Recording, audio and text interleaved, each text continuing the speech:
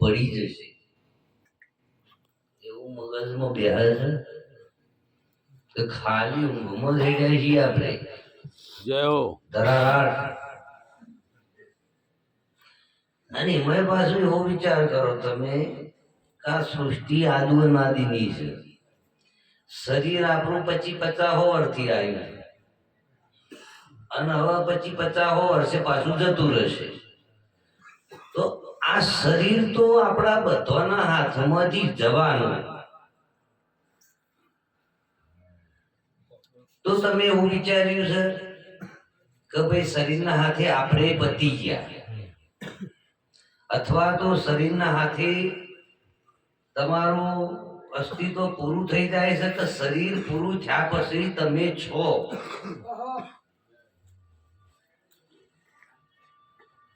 આ વાતની સમજણ પાડવા માટે મનુષ્યનો જન્મ મળ્યો. જય હો. ફળ ફૂલ ખાવાથી, કપડો રંગી લેવાથી મુક્તિ મળતી નહીં. આ જીવ જન્મ જન્મથી શરીરમાં બંધાયેલો છે. શરીર તમારી કેસેટ 25-50 વર્ષે પૂરી થશે એના પછી ચો જવું. સંતોએ ભજન વાણીઓમાં કીધું છે કાયા પડશે ને હંસો કયો સમાશે. એ ઘર બતાવી અમને દેજો સંદેશો મારા ગુરુજી. ગુરુજી. જય હો. જય હો. સમ ગુરુજી સિવાય, સદગુરુ સિવાય આ દેહના બંધનમાંથી જીવની ઓળખાણ કોઈ કરાવે એવું નહીં. અને ભવિષ્યમાં કોઈ સદગુરુ સિવાય કોઈ ઓળખાણ કરાવશે નહીં.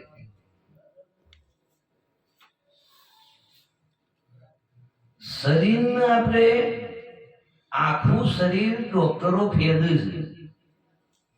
એમાં ઉપર ચોબડી આવે, ચોબડું, અંદર હાડકો આવે, અંદર લોહી લવ આવે. એ ભાઈ આ બધું આવે છે. એમાં તમે કોણ છો? તમે કોઈ ચોબડી છો, કોઈ લોહી છો, હાડકો, મોંસ, કોણ છો તમે? તમે આ શરીર છો કે શરીરની તમને ખબર પડે. જય હો.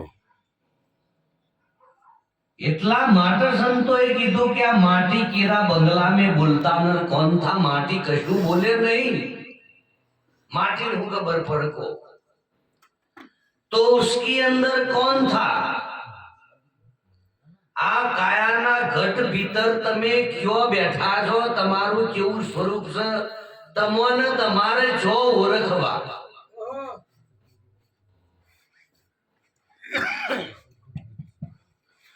સંતોએ બતાવ્યું, इशारो કર્યો, मूल द्वार को बंद करो, पवन चढ़ाओ गगन, त्रिकुटी मेल में जो तपासी जरहड़ ज्योति रतन.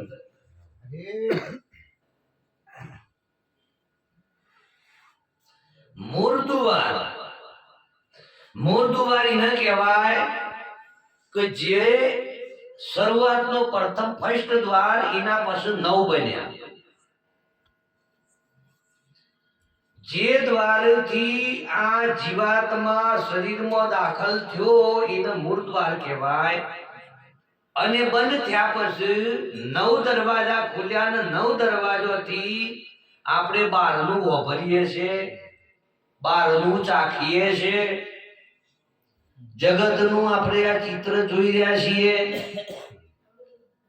કોણથી હારા હારા શબ્દો બહારના વાપરીએ છીએ, બીજો બોલે ને બીજું વાપરે. એટલે આપણે બાહ્ય જગતમાં આ જીવાત્મા ભટકી ગઈ. જેમ કે 9 દરવાજા ખુલી જ્યાં 10મો બંધ થયો, જો 10મો પાછો ખોલવામાં આવે તો કે 9 દરવાજા બંધ કર્યા તો 10મે બચાયા ડંકા નગરમાં રમતા જોગી આયા વાહ બાપુ વાહ એ રમતો જોગી કે ઈંડામાં સીના નતા રમતો જોગી આવ્યો પણ ચો આવ્યો કે આ ગગન મંડળના ગોખમાં આ મસ્તક સહીને ગગન મંડળ કહેવાય આ તમારી વાત કરું છું આ શરીરની નહીં આ શરીરમાં તમે ચોર છો આખો લેબડો કરવો જેડ છે પણ કે આખા લેબડામાં એક દારૂ મેઠું તો સંતોએ નિશાનીઓ બતાવ્યું છે એક સંતોએ નહીં હજારો લાખો કરોડો સંતો બતાવી ગયા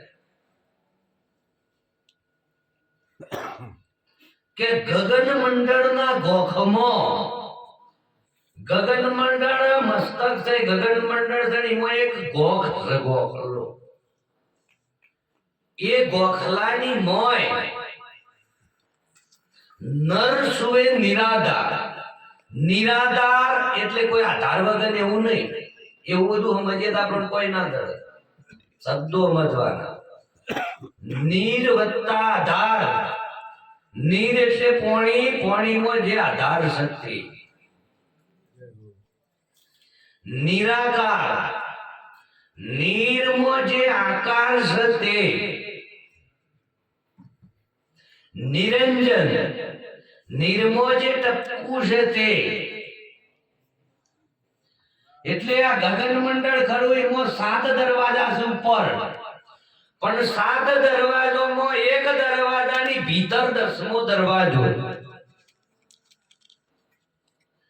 અને દિવસમાં 12 વખત ઓટોમેટિક ખુલે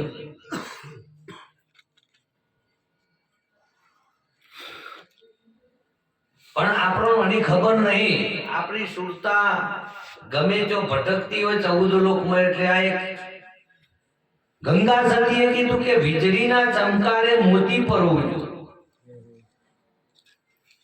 વીજળીનો ચમકારો થાય એટલી વાર તમારી અંદર 10મો દ્વાર ખુલે એ ચમકારા બરોબર અને બરોબર પોઈન્ટ ઉપર સુરતા હોય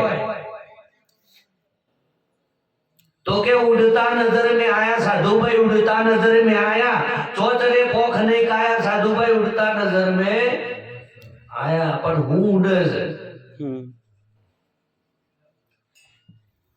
હવે ઉડવા વાળું તો હોય બેહર્યું પણ કે કાયા નગર કે કોટ में આ દેહમાં પોતે તમે જો બેઠા છો તો સંતોએ નિશાનીઓ બતાવી છે હજારો કે મૂળ કમરમાં 4 ચોકી મૂળ કમર એટલે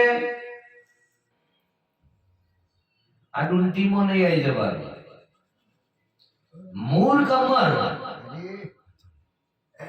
કમર એટલે કમર ચોર છે પોણીમાં જલ બીચ કમલ કમલ બીચ કલી તાવ પર ભ્રમણ નિવાસી કહત કબીર સુનો ભાઈ સાધુ ગુરુ બિના મરમ નહીં પાશે જળ વચ્ચે કમળ છે ઓખમાં પાણી ભરેલું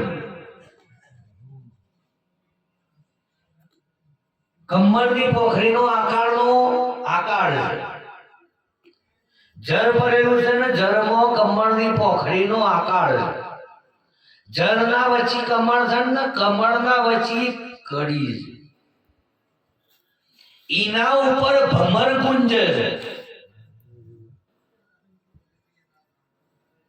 એટલે બે વાજો બંધ કરો એટલે આપણને અંધારું દેખાય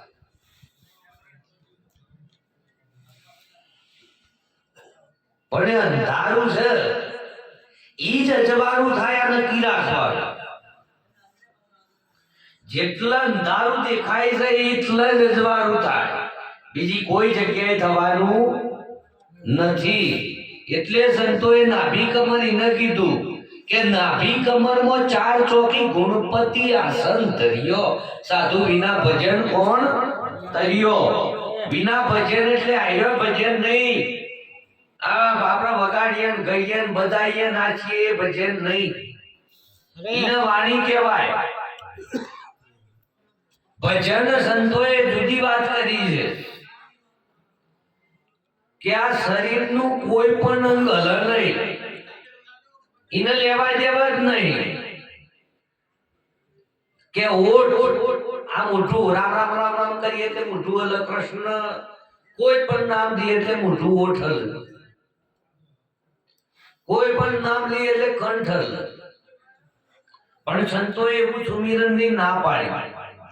જેમ કહે બધો કોટિક નામ સંસાર में तासे मुक्ति ना होय, आदि नाम धुपद भया होय संतन के पास.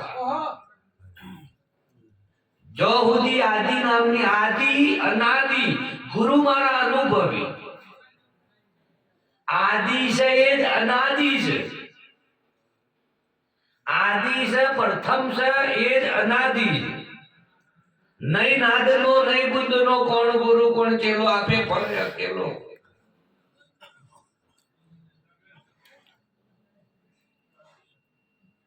ગઢ ભીતર કે એના ઉપર ભમરો ગુંજે છે, પણ જો ગુંજે છે આ શરીરમાં બે પવન ચાલે. એક પવનનો શેરો અંદર જાય અને ફરી પાછો એક શેરો બહાર જાય. એક શેરો ફરી પાછો અંદર જાય છે અને ફરી પાછો બહાર આવે. અંદર પવન આવે ઓહમ છે, એ શરીરની અંદર જાય છે, એ માયા છે, એ બીજ છે. પણ જે બાર પવન જાય છે એ 52 ની બાર એ સોહમ છે. અંદર પવન આવે ઓહમ છે, બહાર જાય સોહમ છે. પણ ઓહમ સોહમ બેના જે મધ્યમો તમે જો પોતે બેઠા છો, પવન ત્યોથી ચાલે ઓટોમેટિક, કોઈ દિવસ ચાલી શકતો નથી. ને કે હોય જો રાતી બંધ થઈ જાય દોયરું. પણ બાપા ગમે એટલા 200 ના ખાટલીમાં પડી રહ્યા હોય, આમ કરીને ખાલી પવન ચાલતો હોય તો હજી કોઈ જગ્યાએ સિદ્ધપુર ના લઈ જાય. પણ પવન બંધ થાય એટલે બધી કનેક્શન કપાઈ જાય. પણ પવન પકડી ગયો છે કોણ? પવન શેના આધારે ચાલે? આત્માના આધારે આ બધું ચાલી રહ્યું છે. આત્મા તમે પોતે નીકળી દો એટલે બધોય કનેક્શન કપાઈ જાય. પછી પવન બંધ થાય, પવન બંધ થયા પછી શરીરનું કનેક્શન જાય. તો શરીરના પવનના આત્માને કશું લેવા દેવા નથી. શરીર શરીરનો મેળ આવે એટલે જતું પડી જાય, પવન પવનના મેળે ચાલ્યો જાય, આત્મા ચોધાય કો. તમે એવું વિચાર્યું કે શરીરે આપણે છીએ કે આપણે શરીરમાં છીએ? આપણે મરી જવાના છીએ કે આપણે શરીર છોડીને જવાના છીએ? તો શરીર છોડીને ચો જવાના કો કોઈ જોયું જ આગળ? એટલે કીધું કે કાયા પડશે બધોની પરવાય. તો આમાંથી હંસ પોતે આપણે ચો જવાના કો. તો એ ઘર જોણવા માટે સદગુરુની જરૂર પડે.